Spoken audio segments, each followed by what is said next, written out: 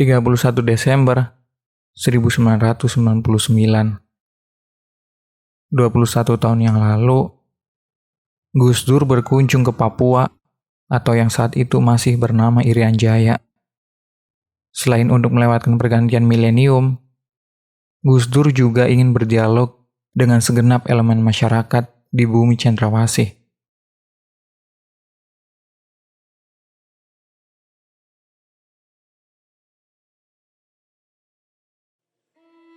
Ia pun menggelar forum. Selain perwakilan elemen masyarakat yang memang diundang, banyak sekali warga yang berdatangan. Forum itu diwarnai dengan banyak pertanyaan, yang semua pertanyaannya didengarkan oleh Gus Dur. Dari yang memuji pemerintahan Republik Indonesia, bahkan hingga yang menuntut kemerdekaan. Dari semua jawaban Gus Dur, ada satu pertanyaan yang menarik.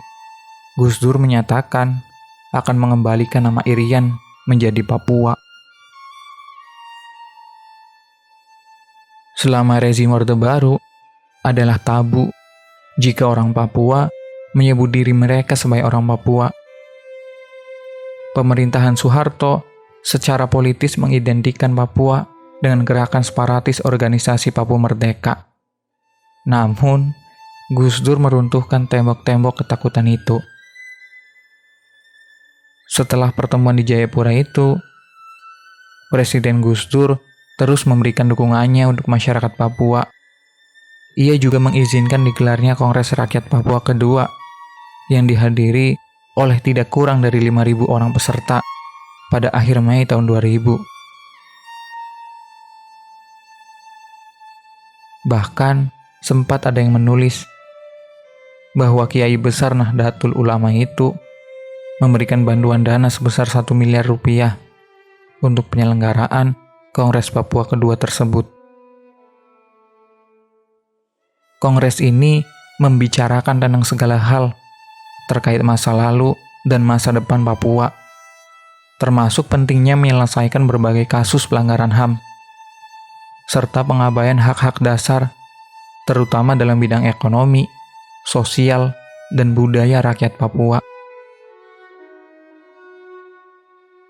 Bukan hanya sampai di situ, Gus Dur bahkan memperbolehkan dengan berkibarnya bendera bintang kejora di tanah Papua.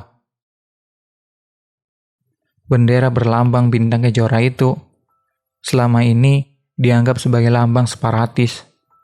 Namun oleh Gus Dur, bendera ini dinilai sebagai lambang kultural, sehingga diperbolehkan untuk berkibar dengan syarat dikibarkan di bawah bendera merah putih.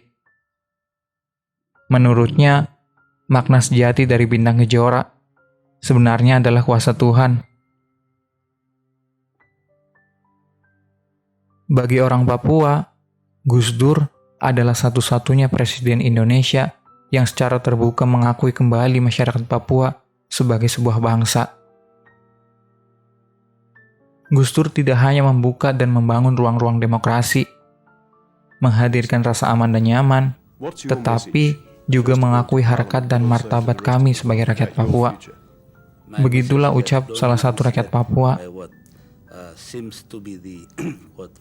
Pengakuan atas ekspresi kultural, kebebasan berpendapat, dan identitas politik, termasuk dengan mengizinkan dikibarkannya bendera bintang kejora, tidak hanya penting bagi masyarakat Papua, tetapi juga menegaskan keberadaan orang Papua yang harus diperlakukan setara.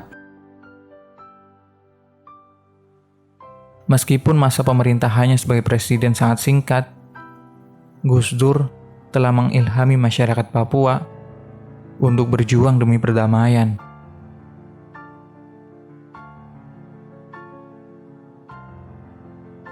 Maka, ketika terdengar kabar tentang wafatnya Gus Dur pada 30 Desember tahun 2009, segenap orang Papua amat berduka. Masyarakat Papua sebenarnya sudah menyiapkan acara untuk Gus Dur pada malam tahun baru sebelum sang juru damai itu meninggal dunia.